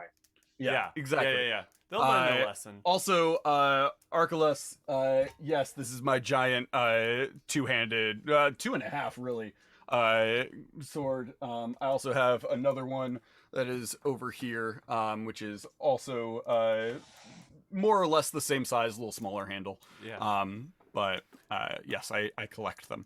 Hunter's got big sword energy. I got big sword energy. I also have these are Drist's swords. Ooh, nice. That I found at GameStop a while back. But Yeah. I have a problem. I will say, I think that's the only scenario in which players have ever enjoyed it when I had the bad guys run away. Is if it wasn't so much a running away as like gauge for the game masters out there in an encounter where it's just minions. They're just fighting chaff and minions. Keep in your head how much do these minions care about their boss. If it's not much, when they get to like half health, sometimes I will have the minions just like drop all their weapons. They don't start running. They understand that running away is a bad move because like you could get shot in the back. Sure. They drop their weapons and they fully turncoat. They're like, listen, we're not willing to die for this dude. You've bested us. This is not going well for us. Right. What do you want from us? Because we aren't gonna get paid, but we do want to live. So, so what do you want? Just fully turncoat. And sometimes, you know what? The bloodthirstier players will be like, I slaughter every single one of them. But mostly the players really appreciate that as like a moment of kind of dimensionality to the minions of like, the minions aren't just meat bags that are here to oppose you indiscriminately. Like, they have their own desires and goals, and like they're not going to run away from you because that would be a dumb move. But they will bargain with you. I've seen them really enjoy that. Yeah, and there's kind of a tipping point here. And, you know, when somebody says roll initiative and you've got a stack of initiative order going, it doesn't mean like last man standing until death, like, you know, draw every last blood you can. You know, there's an option to communicate and like fix the situation, or like I've got two characters in my head for a future encounter that like the two of them are going head to head, and it's like actually through their combat that they begin to understand each other. And like they stop a war together, and like that sort of stuff, like that's important. Like it's not just a cool, now we have to murder everything or die trying. There's a little bit of realism, like introduce a little bit of realism, but also kind of like Paul was saying, like you don't have to go that far to like brand them as like evil by society forever. Like, you know, ultimate rule of D&D is for me is like two things. One is like, does the character's action match the theme of that character? I don't care about alignment. I think alignment is a terrible stat. And then number two is it still fun? And you know, perpetual murder hoboing tends to be not fun very fast. Right. Yeah. And the thing is, like, if you've set up a world wherein like everything will try to kill you, and like especially if you once stole a loaf of bread, and so now every guard in every town wants you dead, you've pretty much set them up with only one possible option, which is murder hoboing. You know, like, okay, one loaf of bread isn't going to turn into a permanent death sentence in every city. Give it a gradation. Maybe murder in one municipality, like a Suicide Squad thing is like, okay, cool, neat. Or maybe you skip town, and maybe that's a lovely little like secret, like a dark secret that might haunt you in the future. And like in this new town, no one knows yet. But yeah, 24601, very very good callback. Yeah. So yeah, I think like take the opportunity to make it more fun rather than slaving yourself to some version of realism. So that like that's not actually fun. If people wanted realism, they wouldn't play a game of imagination, right? Like, we've got enough real. We don't want more of it. So yeah. Anyways, I really love this conversation. And Hunter, you know I could go endlessly about like game theory and stuff. But I do believe you propositioned a quiz-based game, which I love. The term proposition is always so loaded. It is so loaded. It was intentional. Yeah. We can actually absolutely do that. Let me pull this up here. We did sort of breeze right through our halfway point. So we did indeed. I think we were just having such a fun fucking time. Yeah. We can let's do our little halfway point here. So it does look like our Cryo, it looks like you our remember bit the rate, choreography, right? It looks like our bit rate might be a little unstable right now as well. Let me go ahead and it looks like On my end, it looks like we're good. Okay. I will. It might I will just check be on my end then. It might be a temporary thing. Let us know in the chat if we're kind of starting and stopping here. But from what I can see, we're coming in pretty stable. But Okay. yeah, we've got a lot of cool. I shit refreshed coming my out. page and it came back into normal. So Cool. Sweet. so we're good to go. Yeah, but we've got cool stuff coming out. We've got the actual play that is going to be starting up in April. We've got some very fun people coming on for that. We've got the panels at PAX East. Very excited about that. Big old panel boys over here. Panel boys. We have some new guests coming on in the next few. That's going to be very, very fun to talk with. Yeah. 1985 Games is the partner of the show. Let me drop that link for you again. If you're interested in anything 1985 is putting out, go ahead and check them out. They're super, super cool. Also, their Kickstarter is going to be starting up tomorrow. So go ahead and check that out as well. You can go ahead and click on that link and click on save. And it will alert you tomorrow when it goes live and give you all the notifications there. That's about it. We've got some other cool stuff in the pipeline, but nothing finalized yet. That's very, very exciting. That's about it, I believe. The actual play is going to be launching April 4th. Yeah. Oh, did I not say a date? Yeah. Thank you so much, Hoopla Hicks. Thank you, Hoopla Hicks. Yeah, the April 4th is the launch date for the actual play, Hash Browns and Hooligans. We also have all of that's in the pipe works. And we're going to be partnering with Alchemy RPG for that. So we've got cool stuff coming up for that. We're going to be doing all sorts of stuff with them. So stoked. I'm so excited for PAX, man. God, PAX is gonna be so It's gonna be so much fun. We're driving to PAX. I am driving to Hunters. I know that sometimes we do a funny bit and a joke where we're like, we're in the same room together. We've got a studio. But let's be honest. Like, all of you are very smart. You knew that was fake. Yeah. Yeah. We do not live in the same state. In fact, this long drive to Boston will be the first time that Paul and I have ever actually met each other face to face. This is true. We have just been internet friends. So it'll be very, very interesting. It's depending entirely on who possible. you are. Sorry, internet what? friends is like almost all that some people get these days. So Yeah. it's almost not even worth calling it out anymore. Cryo, it's fair. if you want to like if you need some like real in-person kind of like interaction, that sounded a little bit like a call for help. And so if you need, I also only see Come people to through Zoom PAX. windows. It's Come to fun. PAX. It's very, very good.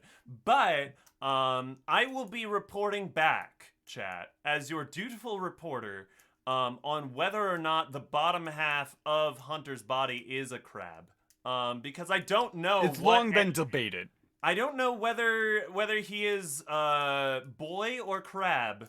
Yes. From like Crab, torso they call it a crab tar. Is this only a binary option here, or are there like additional things? Because I suppose it could be It's the only two. It's Well, either I would full allow- human or torso up human, bottom half crab. I would allow for a cyber crab bottom. I'm into that. Yeah, where it's like Like a a- robo crab. Yeah, like okay. like Darth Maul in the animated series. Absolutely, yes. I would allow for that, but pretty much it's gonna be a crab-shaped bottom half if it's not boy-shaped. So yeah.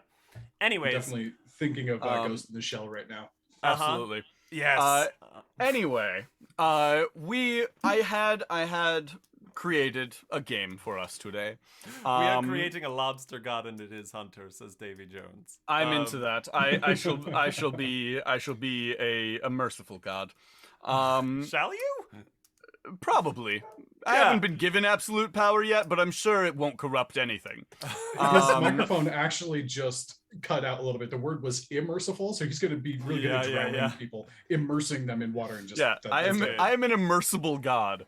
I said Robo Crab, but apparently Hoopla Hick heard Hobo Crab. That is probably more accurate. Anyway, I am calling this game Commoner Stat Blocks.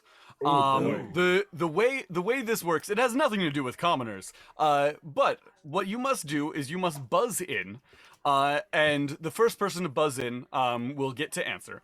We buzz in by just shouting buzz, right? Correct. Yeah.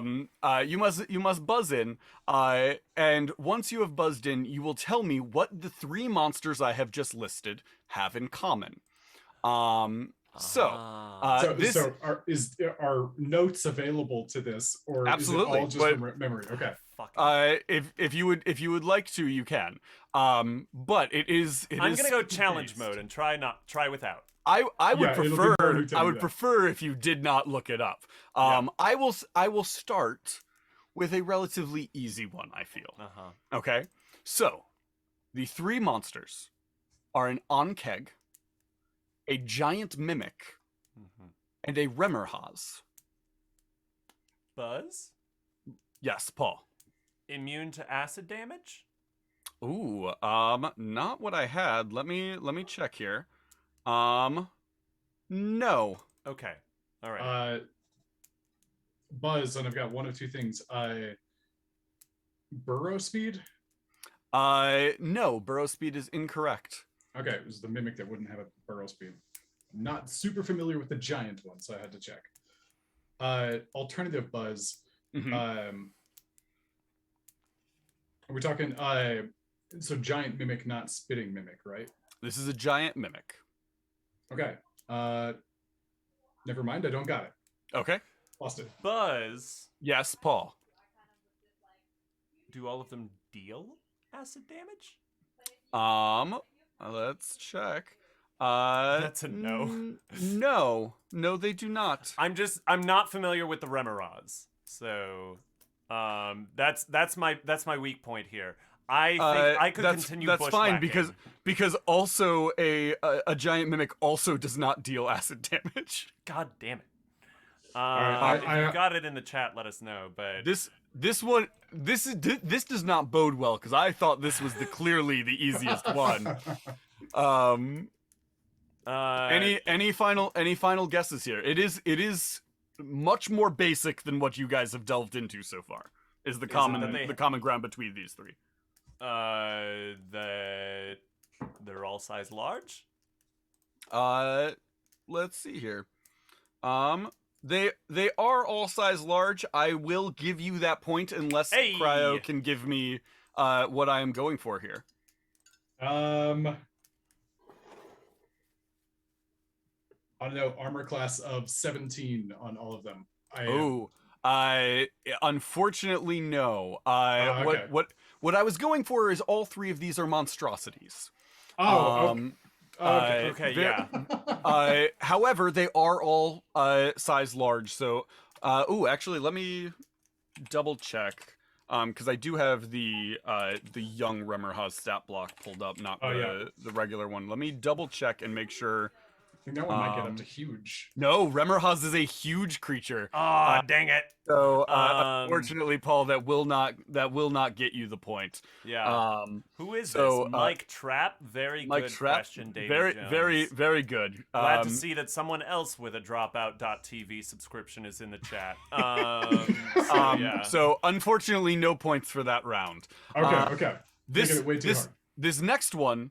A little bit more complicated, still not super complicated. Blink Dog, Planetar, Unicorn. All Buzz, all Fey? I heard Morgan first. No, in fact, 2 of them are not Fey. Buzz, all good alignments. Can you be more specific? All lawful good. They are all lawful good alignment. Yeah. That is 1 point for Paul. Right. Third round here.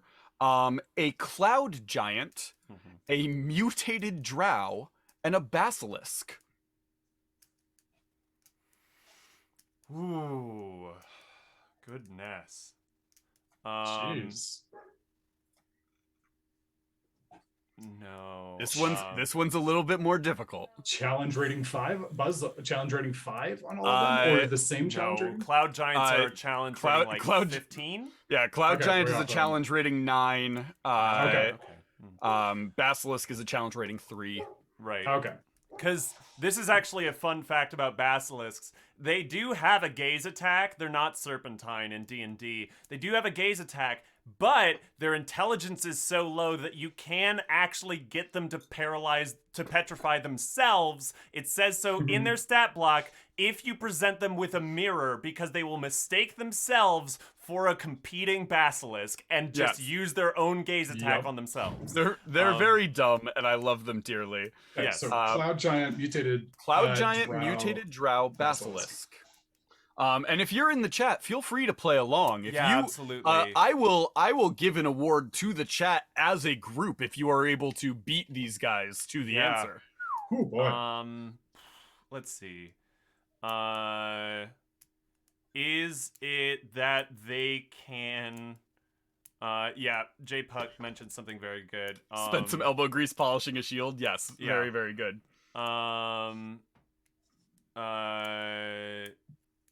So Uh-huh. it's not that they have a gaze attack, because the Cloud Giant It is doesn't. not. It's No. not their challenge rating, obviously. It's not alignment, Mhm. because Cloud Mhm. Giants don't have the same. It's not their type.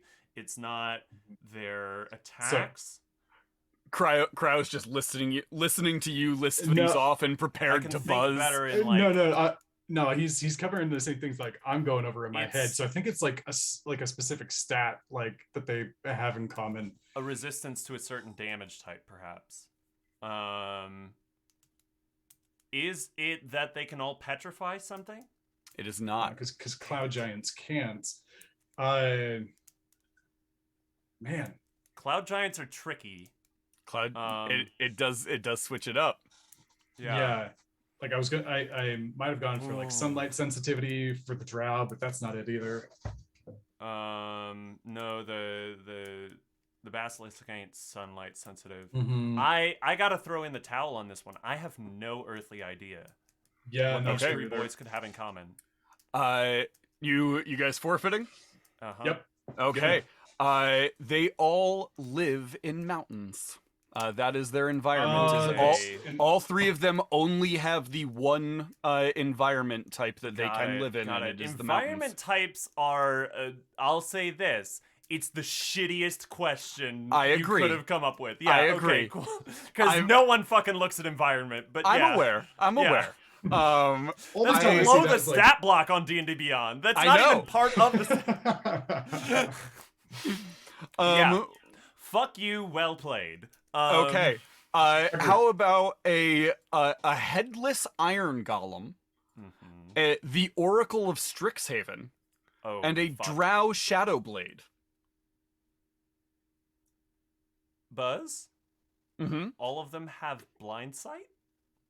Ooh, let's see. Hey. No. Okay. Okay, so it's a headless iron golem. A headless iron golem, Oracle the of Oracle of Strixhaven. Strixhaven, and a Drow Shadowblade. And if you Man, need to this use would- D&D Beyond to find it, you can. That feels like cheating. This Yeah, it's way this less would- fun. This would go so much better if I'd read Strixhaven. Yeah, I will give you a clue for this one. Yeah, It yeah, is yeah. a number-based one. A number-based one. Okay. And the last one is a Drow Shadowblade. Yes. Well, it's not their. Yeah, not their types. It might. The Oracle of Strixhaven feels like an above 10 CR, and a headless Iron Golem I think comes in just under 10. So I don't think it's challenge rating. Yeah, iron golems are super tough. Iron Golems are CR 16, but you remove the head and they drop like 7 challenge ratings. Headless Iron Golem is specifically a CR10. Mhm. Is it that they all share one challenge rating? Are you buzzing in? Yes, Buzz challenge rating. No. Damn it! Yeah. Buzz armor class? Ooh, let's see. I don't can't be. believe so. It can't be. No, it would be wild if the Oracle had a armor class of 20. Yeah. Buzz, movement speed. Oh, they might share it. They do share a movement speed. However, it is a movement speed of 30, which is pretty standard. No, So, okay, that's fine. I thought it might be reduced I would somewhat say all of them. give him the point unless there's something more specific because the shittiness goes both ways. I will give you the point unless actually no, I'm not going to give you the point because the Oracle does also have a fly speed. Ooh, okay. Which the other two do not, and so thus it doesn't share the same movement stats as the other ones. Man. We've covered Drow, a lot Shadow of numbers Blade, on that Oracle, fucking Strix stat Haven. block. There I'm are. trying to envision. Is it an ability score, Buzz? It is not. Damn it. Okay. Buzz, Damn it. matching HP. It is a matching HP. Can you tell me what that HP is? Of course Ooh. fucking not. Can I ballpark it? I'm gonna, you get the point, and this is just for Sure. for the clout of, can you tell me what the shared HP of a Headless Iron Golem, the Oracle of Strixhaven, and a Drow Shadowblade is? I want to I'm help gonna you give here, a Cryo. range. An Iron Golem, I think, with the head on, has I feel like upwards of 100, in the 160 hit point territory, so it's below 160. Yeah, I'm gonna say my range is between 110 and 130, somewhere in there. Okay. Yeah, I would say if I had to guess, 126. You are too low. Okay. 140? Again, too low. It is Okay, 150 hit points. Jesus. Ooh, okay, Okay, gotcha. cool. The Oracle of Strixhaven has 150 hit points. Now, that might not sound right. like a lot, but because, especially, even a 5th level party can lock down a single target and deal 150 hit points worth of damage in a single round, Absolutely. but that's why bosses have minions. Absolutely. You gotta Never put spread a that boss up focus against the out. party alone. Okay. So, yeah. 1 point, Paul, 1 point, Cryo. That brings us to the last round here. Yeah. Okay. What do the following creatures have in common? A Yeti, a baboon, and a roper. Yeti, baboon, roper. Buzz? Yes. They have an attack that automatically grapples? No. Okay. Buzz, they all have a bite attack. Ooh, no. A Yeti does not have a bite attack, shockingly. Just a claw and a chilling gaze. Yeah. Should have known that. I've run Yetis. Maybe I just bit somebody calling it a claw attack. That's what I'm remembering.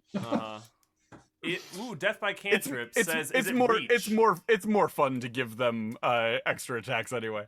Is it reach? It is not reach. Although that's very, very good. Yep.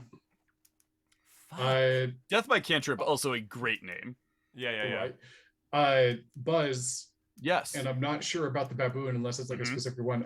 Resistance to cold damage. Unfortunately, no. Okay.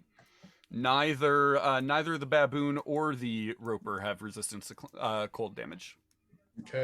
Okay. Let's go through our fucking list. It's not hit points. It's not armor class. It's not challenge rating. I did not repeat any types here. It's not environment. It's they all have attacks that. That's actually Davy Jones. That is a very good guess. It is incorrect though. Is it? Yeah, the Buzz? baboon's a very limited stat block. Cryo, you have a buzz. Buzz. None of them have language. Ooh. That's not true. No, the Yetis. Yeti does speak Yeti. Yeah. That's right. J-Puck suggests, do they have a climbing speed? J-Puck, that is it. They all have a climbing speed. Okay. Yeah, nice. Well nice. done, J-Puck. Nicely done. Stealing that last point, meaning that one you guys for me, are tied. one for Cryo, and one for one all for of J-Puck. you. Well done. Well played. Very good. Yes. Well played on coming up with monsters that like seemingly have nothing in common, like right off the surface. Like I was Yeah. kind of expecting like, yeah, I got that. And then like, so nicely picked on That's Thank fun. you very That's much. a fun game. like that one. I'm pleased with it. Yes. It's very good, and it's not super difficult to pull. Because I just pull up D&D Beyond and I select something and then I pull Right. things from it. Hoopla Hick suggests her other one was that they're all furry. Uh, That's not that a time. would Is that would be Roper's good, ain't but Not a the furry, Roper. right? Roper is the opposite of furry. It is very rocky, in fact. Yeah. No. Um, But you can still pet them all at your own peril. Yeah. I think like, hey, we should have just as a blanket statement. You can attempt to pet almost any of the monsters. Yes, yeah. with as long as they have given consent. Henry Yeah, Crabgrass. I mean, like some of you can. It's a bad idea a lot of the Hey, time. there's a lot of monsters out there that you should not pet. Yeah. There are others that like, why not? Mhm. yeah. If I see a Kieran somewhere out there, I'm gonna pet it. Let's be honest, because they're freaking. I don't cute. know how many parties. I've never had a party kill an owlbear. I have had a lot. I've had a lot of parties kill owlbears. I've also had a lot of parties then adopt baby owlbears. Oh, Yes. for sure. Is that one and then the other where they're like, "Ooh, mine," and Yes, then they Mama kill shows the up. owlbears. Because here's the thing, I've put in a lot of my like one shots. I will give them I'll give them a quest board and they choose which quest they want to go after. One of the quests that I put in there is usually that like the deer population in an area has just been decimated. And the Rangers Guild is looking for people to go out and try and figure out why that is. Yeah. And what it is that there is a mated pair of owlbears, and the mother owlbear has needed a lot of food to like take care of the like baby owlbear that it is given birth to. And so Is it birth or is it an egg? I usually do an egg, just because I think it's funnier. Right? But It's like a platypus. yeah. So like that is I've dealt with that one shot enough that like there's a lot of groups out there who have gone out and been like, oh man, we're being attacked by two giant owlbears, and then they go into the cave and there's just like a little baby owlbear and they're like, oh, we're bad people. Yeah. That's always fun. You just irreparably damaged the environment there. They're a yeah, for keystone sure. species. I had one group that did that, and then immediately the two people in the group had very differing ideas on how to deal with that. The one was like, I will spend my absurdly expensive diamond to cast Raise Dead on this Nice. owlbear and bring it back. The other one was like, I will skin this owlbear and turn it into a fursuit so that I can raise the baby owlbear as my own. And they both did it because there was a mated pair, so they raised the one, and then the other one was like in the process The of, combination like, skinning there it, and they is had so much more they disturbing. did, Yeah. They did not communicate their plans to the party at all. So there's just in like addition, the one there's a- owlbear comes back and sees the other person skinning its mate. It was bad. It was a bad Well, situation. initiative. Yeah. That is awesome. Oh, man. Speaking of giving monsters as pets to parties, very recently, I with a clever use of Galder's Tower, my 7th level group defeated an Arclight Phoenix. Ooh. And wow, nicely done. when you kill an Arclight Phoenix, which is not an easy thing to do, but the damage dice were very, very favorable to the players that day. Yeah. It leaves behind an egg. Yeah, So yeah, my yeah. party now has Right. an Arclight Phoenix egg, and there's differing conversations of like, do we make an omelet or do we raise a bird? And I'm gonna have to figure that out because Well, that's hold gonna on be now. awesome. Hold on.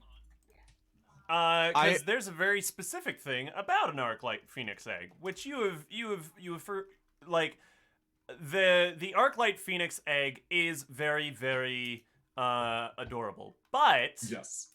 when it takes, yeah, the egg contains the embryo, and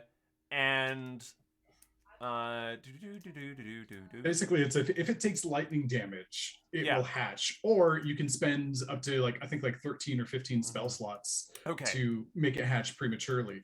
I think Yeah.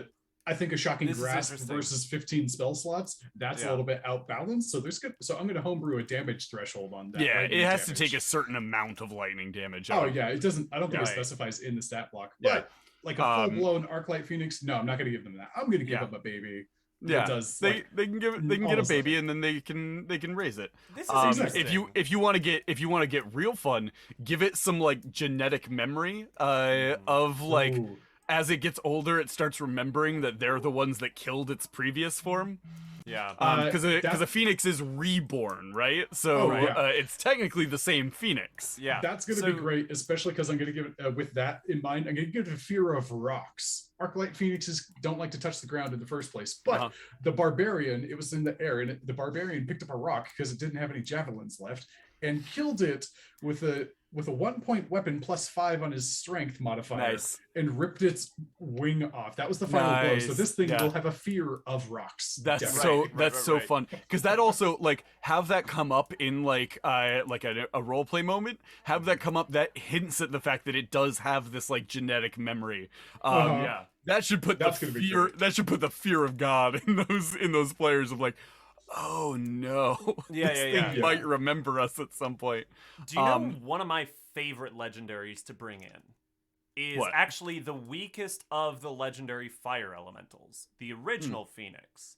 And it does have the lowest armor class and hit points of any of those legendary elementals, but I love it for two reasons.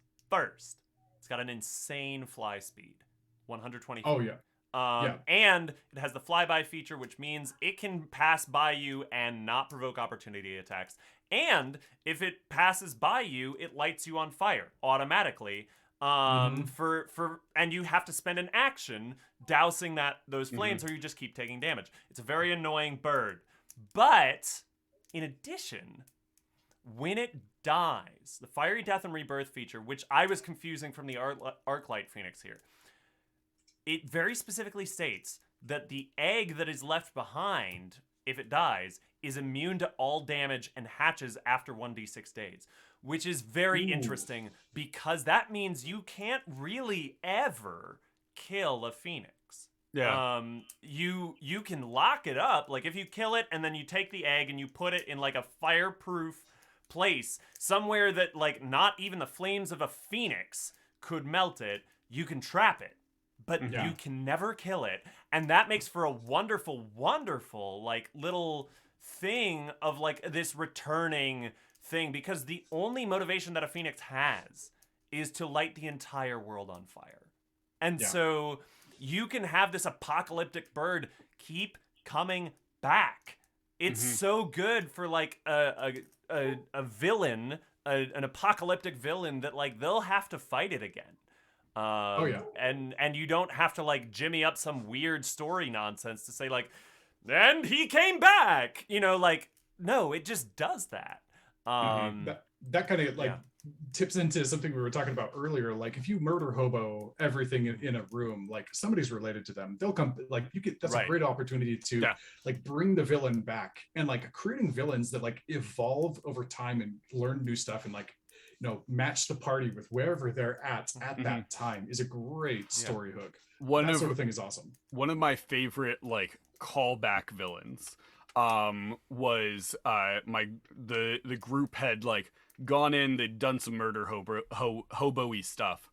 One of the like family members of the people that they had killed, I brought him back like 2 years of gameplay later, after he had like made a deal with a patron and become a warlock, and was like this very powerful warlock who had like built his life around getting revenge on this group that had murdered his family for no reason. And it had this like, it's a very strong like that's an adventurer backstory. of like Who yeah, the fuck says that some NPCs people can't be adventure? Exactly. Yeah. Like, and you give an NPC some adventurer levels, Suddenly, they start becoming dangerous. Oh, they start my becoming favorite very villains. dangerous. My favorite villains are just like characters that I want to play. And I've like, I'm a DM, so of course I've got 100 different characters in D&D Beyond that I haven't actually absolutely. touched yet. Yeah. Right. So like those are my favorite villains. Is like, no, it's not some monster stat block that's going to limit them. It's like, no, they have intelligence and they can like they can banish your wizard so he can't participate in the fight. Like that sort of stuff. My favorite rule of thumb is like anything you guys can do, I can do too. Right. And I can do it harder. Oh, And I love taking like taking like the cleric stat block or something like that, and being like, well, why do they have these spells? These spells aren't useful. Like I'm gonna Swap give them them out. these same level, like same level, but more beneficial to them Right. spells. Oh, yeah. Right. Especially for like a druid or a cleric or somebody who changes their spells every day. Yeah. Like it makes total sense that they'd be like, I know I'm going after this thing. Yeah. Why do I have this spell that is not helpful at all? And that also gives you a great opportunity, and we've said it before on this show, but some of the best inspiration you will ever find is in the descriptions of monster stat blocks for Yes. adventures. So like, for example, I ran I had a group last night. They invaded a dungeon. And they made a deal with a Nothic, if you're familiar with that monster. Those things are so cool. Love a Nothics are Nothic. wonderful, and they were like, the Nothic was like, you know what? I've just been waiting for an for an excuse to kill the big bad of this dungeon. I'll go and do that for you if you clear out some other folks in here. Who are in violation of their agreement with our grand patron below. And the group was like, fuck yeah, absolutely. Here's the thing. Nothics aren't idiots. They might look like a golem creature, but in reality, if you read their stat block, if you read the description, they are wizards who devoted their lives to unearthing arcane secrets and made a deal with Vecna and got a raw end of that deal. But their intelligence score is 13. They are smart. Their arcana modifier is +3. They are very smart, and they can use magic items. And in fact, it said in their description, they covet magic items and they accept such gifts very willingly. This Nothic kills the big bad stealthily in his sleep, and then took his staff and book of spells and like meets up with the players at the end of it, and he's like, great, we both did our part of the deal, bye, and like drops through a hole in the floor into the Underdark with the big bad staff and spell book, because of course he did. Like, read through those descriptions. If you see a monster and like it even just like a little bit, like 5% piques your interest, you're like, ooh, I wonder what that's about. Just do yourself a favor and read the description. It'll give you 500 more ideas of what to do with that monster. And in the same vein, like liches in their description, it says like, yeah, they often have a lot of magic items that they're very willing to use. Give your liches magic items, people. Yeah. Like, oh, heck they yes. should. And J-Pug, thank you. They do look badass. Yes, they do. Too. I have I had a group recently that there is a like the big bad in the area is a lich. But there was another wizard from like early on in their campaign who had like been trying to also become a lich and had basically partnered with this lich of like, teach me how to do it. And the like a lich is very power hungry. We've had a joke in the past about like there's not a chance that a lich would like help another lich become a lich because like there's only so much territory you can have and the lich wants it. Oh shucks, J-Puck. He did the thing again. Thank you so much, J-Puck. Thank you, bud. That's cool. You're the best. He's so extremely generous. I keep reaching out to him each time we have a community night, and he keeps not being available. But J-Puck, you are permanently on my to ask list. And of course, J-Puck, you should definitely come out for the one shot when we run that. Oh, for sure. That would be super fun. He's a wonderful player. But yeah, so he's got this mage who is like devoted to the lich and like following everything that he tells him.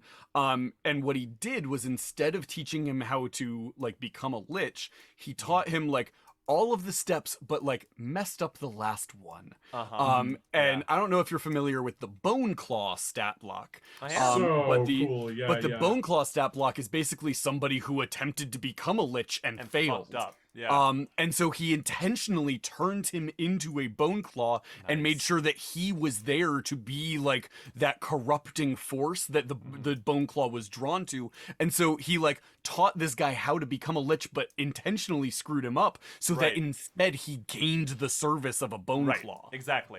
Which should be kind of just like standard procedure for a lich. Right. You know, like, yeah.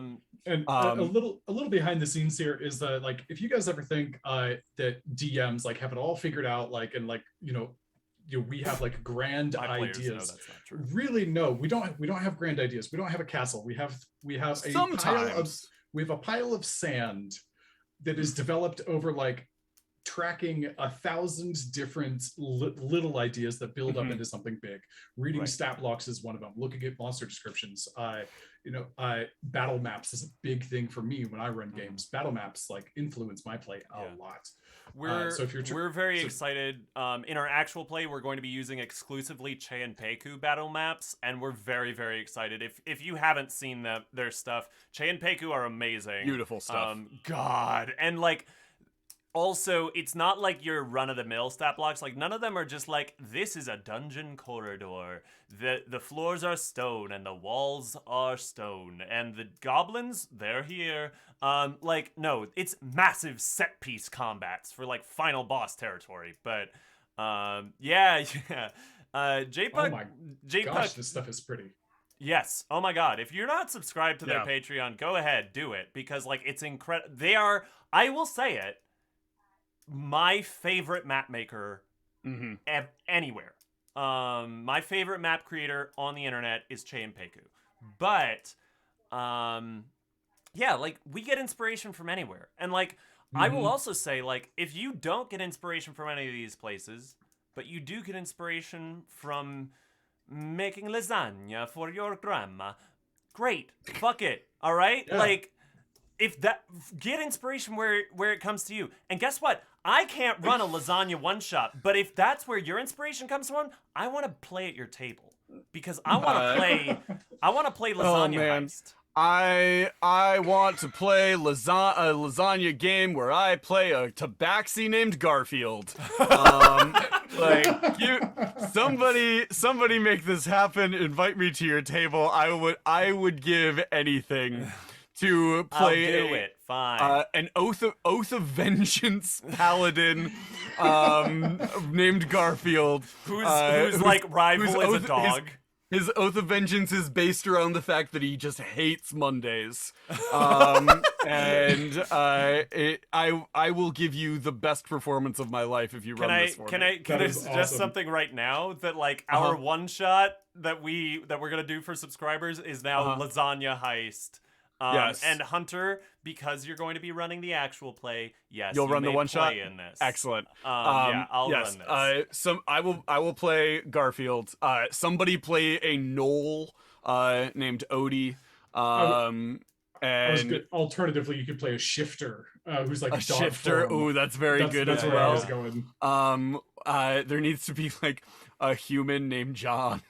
Another tabaxi named Normal. Yeah. Commoner stat block for John. Commoner stat block, nothing special.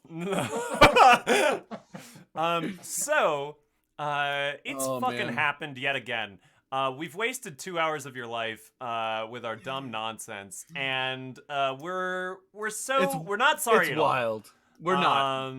So yeah. JPUG, fuck.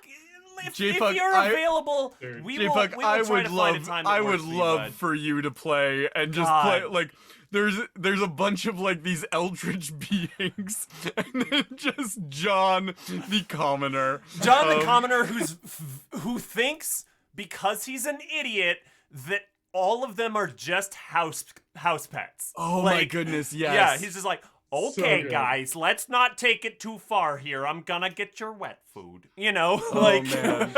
As That's like so Garfield's good. got his claws to the throat of somebody who like tried to keep the tomatoes from him and be like, Oh, can I posit something for this? Yeah, sure. Instead of doing it all like all Garfield themed, right? What if every character is modeled after a cartoon cat? Oh, So like- you yeah, have so like you could do you have Cat like and you Hobbs. have like you have like Garfield and Hobbs and Tom dog. Tom and Jerry. This would be very fun. And it's J-Puck says his I don't only know, weapons are a squirt bottle and a rolled up squirt newspaper. rolled up newspaper is very good.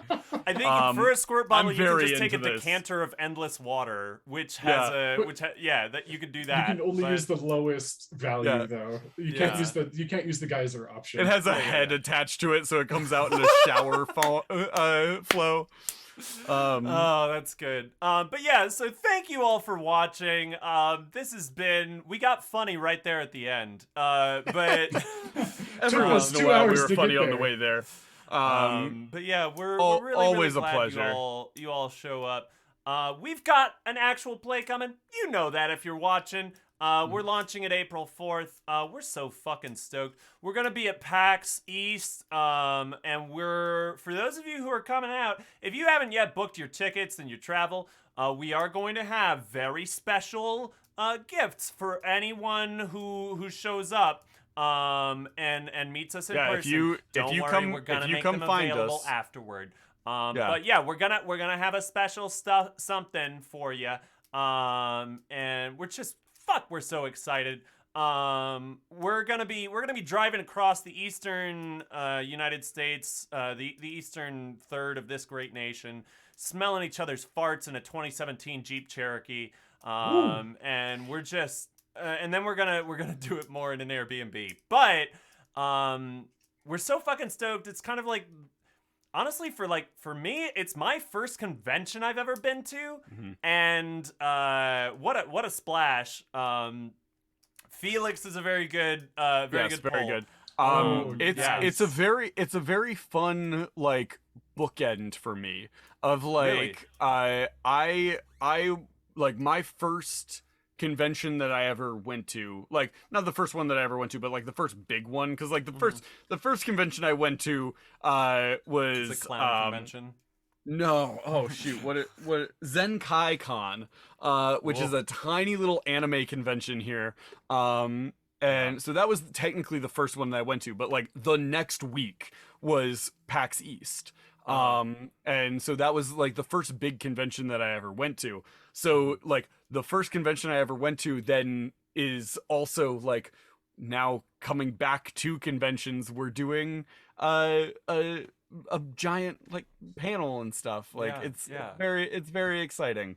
It's very exciting for me. Yeah, we're so excited. We're also going to have a lot of other cool shit coming out. We are not to kind of like talk too much about it, but like we've got a lot in the works that we're so excited. Different kinds of content. Like we're looking into kind of like other means for those of you who enjoy what we do. So yeah, thank you so much. Cryo, thank you for being on our stream. Could You're you welcome. go ahead and we'll take our headsets off here for just a moment, and if you'd like to give us an honest rating of how you think this show went, you absolutely can. Hunter, I will not take off my headphones because I'm Okay, not a cool. coward. Honest rooting, this is exactly what I had in mind when you guys invited me on. saying you know, good things? That's fair. this is not any different than like when we're like post game, Yeah. like after a It's- corporate thing, and we're just shooting the shit. Yeah, Like, I think it would be more of that with an audience. you've been in those calls before. You can yeah. verify for our audience that like this is just us. Like Yeah. this is no different than like if we were just hanging out on a call anywhere else. yeah. The so- only difference is there's 3 of us instead of 5 to 12. Right. Yeah. Yeah, it's so much fun. It's such a pleasure to have you on the show, man, and Thank I you look very forward much. to doing more with you as well. Yeah, Um, likewise. Yeah. This is great. Thanks for having me on. And Absolutely. thanks for everybody for chatting with us and just being ridiculous on a Monday. Yeah, Yeah. Thank you so always much. good. We've got Is Friday next week, Ooh, who good. is really, really cool. And yeah, have a great week, everyone. We'll Stuff. see you on Thursday. Yep. Thursday at 10 a.m. Thursday at Bye, 10 y'all. Eastern. Uh, take us out. Okay. We'll see you all on Thursday, 10 a.m. Eastern, where we will be back with more nonsense, just with Paul and I. If you want to see the puppets having an argument about Reddit drama, feel free to stop by back on Thursday. Until Great. then, have a great week. Remember to embrace the nonsense, and we'll see you back on Thursday. Goodbye, everybody. Have a good one.